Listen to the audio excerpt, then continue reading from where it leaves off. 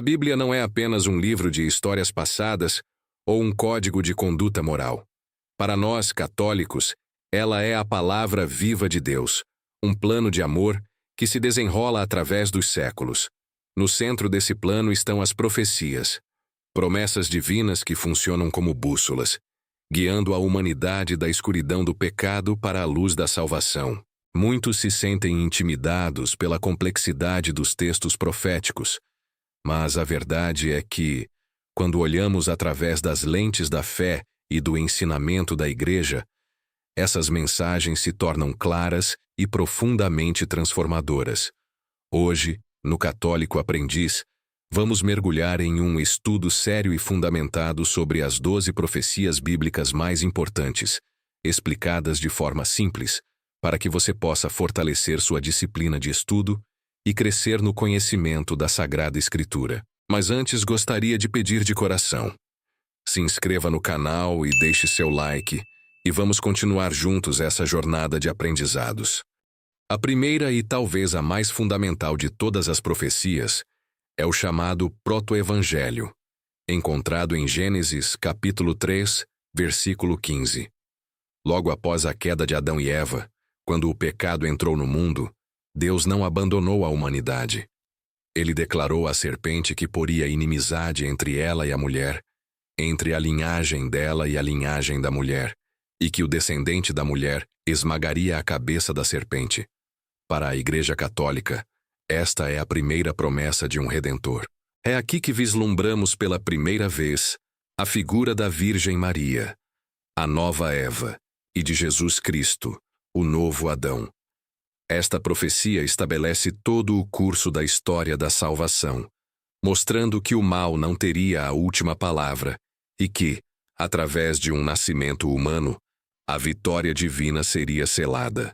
Avançando nos séculos, encontramos a profecia do nascimento virginal em Isaías, capítulo 7, versículo 14. O profeta anuncia que o próprio Senhor daria um sinal.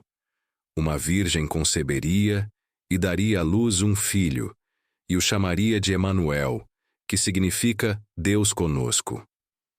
Esta profecia é um pilar da nossa fé. Ela não apenas aponta para o caráter milagroso do nascimento de Jesus, mas confirma sua identidade divina.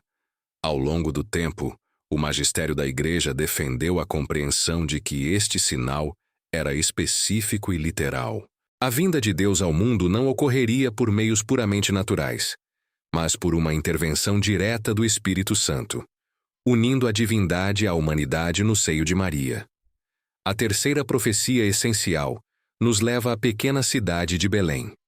O profeta Miqueias, no capítulo 5, versículo 2, escreve que, embora Belém fosse pequena entre os clãs de Judá, dela sairia aquele que seria o governante de Israel, cujas origens são desde os tempos antigos.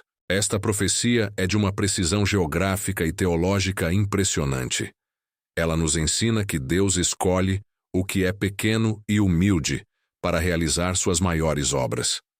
O fato de Jesus ter nascido em Belém, a cidade de Davi, cumpre a promessa de que o Messias seria o herdeiro legítimo do trono real, mas um rei cujo reino não é deste mundo, mas eterno. A quarta profecia é uma das mais tocantes e detalhadas de toda a Escritura. O servo sofredor de Isaías, capítulo 53. Escrita centenas de anos antes da crucificação, ela descreve um homem de dores, que foi traspassado por nossas transgressões e moído por nossas iniquidades. O texto diz que o castigo que nos traz a paz estava sobre ele, e que por suas chagas fomos curados. Para o católico, este capítulo é um espelho da paixão de Cristo. Ele explica o sentido do sacrifício na cruz. Jesus não morreu como uma vítima das circunstâncias, mas como um sacrifício voluntário e vicário. Ele tomou sobre si o peso que pertencia a nós, transformando o sofrimento em um instrumento de redenção universal. Em quinto lugar, analisamos a profecia da entrada triunfal em Jerusalém, registrada em Zacarias, capítulo 9, versículo 9. O profeta exorta a filha de Sião a se alegrar, pois seu rei viria a ela, justo e salvador, mas humilde e montado em um jumentinho. Esta profecia rompe com as expectativas humanas de um Messias político ou militar. Jesus cumpre essa palavra ao entrar em Jerusalém na Semana Santa, mostrando que sua realeza se baseia na mansidão e no serviço, e não na força opressora. É um convite para que cada fiel reconheça a soberania de Cristo em sua própria vida, acolhendo-o com a simplicidade de coração. A sexta profecia importante diz respeito à traição do Messias. Em Zacarias, capítulo 11, versículos 12 e 13, menciona-se o pagamento de 30 moedas de prata, o preço de um escravo, que acabariam sendo lançadas no templo para o oleiro. O Novo Testamento narra com precisão como Judas Iscariotes entregou Jesus por esse exato valor, e como o dinheiro, fruto da traição, foi usado para comprar o campo do oleiro. Essa profecia nos alerta sobre a fragilidade humana e a ganância, mas também demonstra como até mesmo os atos de maldade humana estão sob a soberania de Deus, que os utiliza para cumprir o seu desígnio de salvação. A sétima profecia nos conduz ao momento da ressurreição, prefigurada no Salmo 16, versículo 10. O salmista declara que Deus não abandonaria sua alma no Sheol, nem permitiria que o seu santo visse a corrupção. São Pedro, em seu primeiro sermão no Pentecostes, utiliza justamente esta profecia para provar que Davi não falava de si mesmo, pois seu corpo havia se decomposto, mas falava de Cristo. A vitória sobre a morte é a pedra angular da fé católica. Sem a ressurreição, nossa pregação seria vazia. Esta profecia nos garante que a morte não é o fim, mas uma passagem, e que Cristo abriu as portas da eternidade para todos os que nele creem. A oitava profecia trata da fundação da Igreja e do primado de Pedro.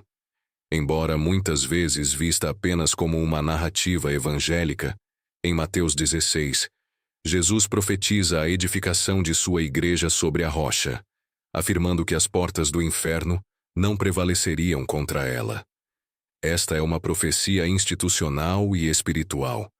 Ela nos dá a segurança de que a Igreja Católica, apesar das falhas humanas de seus membros ao longo da história, é mantida pela assistência do Espírito Santo. A promessa de indestrutibilidade da Igreja é o que nos permite confiar na preservação da sã doutrina e na eficácia dos sacramentos até o fim dos tempos. A nona profecia refere-se à destruição do Templo de Jerusalém, proferida por Jesus em Mateus 24. Ele afirmou que não ficaria pedra sobre pedra que não fosse derrubada. Historicamente, isso se cumpriu no ano 70 depois de Cristo, pelas mãos dos romanos. Mas, para além do fato histórico, essa profecia sinaliza uma mudança profunda na economia da salvação.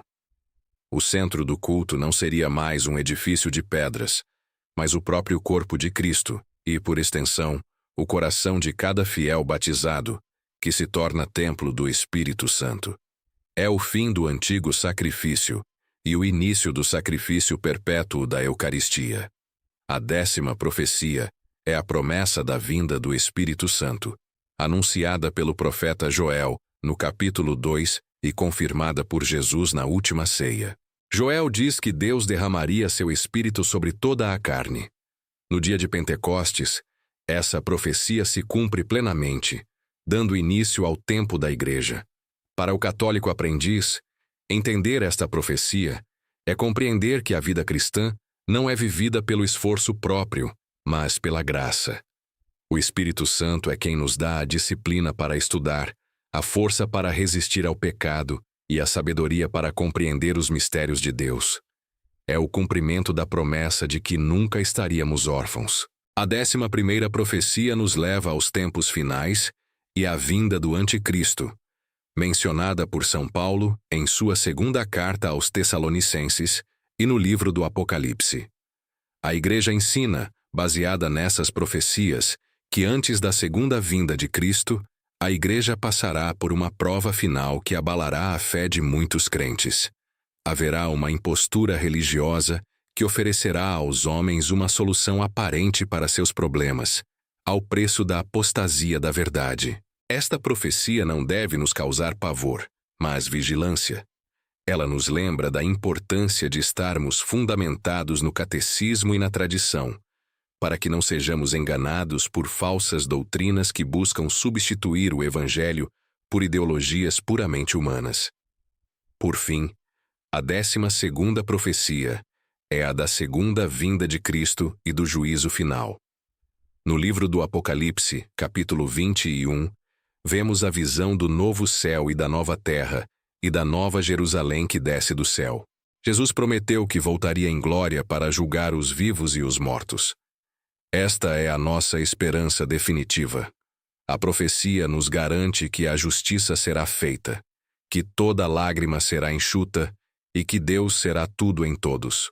Para o fiel católico, viver com a expectativa da parousia ou a segunda vinda é o que dá sentido a todas as nossas renúncias e lutas diárias. Não trabalhamos para este mundo passageiro, mas para a eternidade. Estudar essas 12 profecias nos permite ver a Bíblia como uma unidade perfeita. O Antigo Testamento está latente no Novo, e o Novo Testamento está patente no Antigo, como dizia Santo Agostinho. Cada uma dessas promessas cumpridas reforça nossa confiança naquelas que ainda aguardam sua plenitude. Deus é fiel à sua palavra. Ele não joga com a sorte. Ele conduz a história com mão firme e amorosa. A disciplina de estudo que buscamos aqui no canal passa necessariamente por esse aprofundamento. Conhecer as profecias não é apenas uma curiosidade intelectual sobre o futuro, mas uma forma de reconhecer a voz de Deus no presente. Quando entendemos que o nascimento de Jesus em Belém, sua morte no Calvário e a fundação da Igreja foram planejados e anunciados com séculos de antecedência, nossa fé deixa de ser um sentimento vago e se torna uma convicção sólida.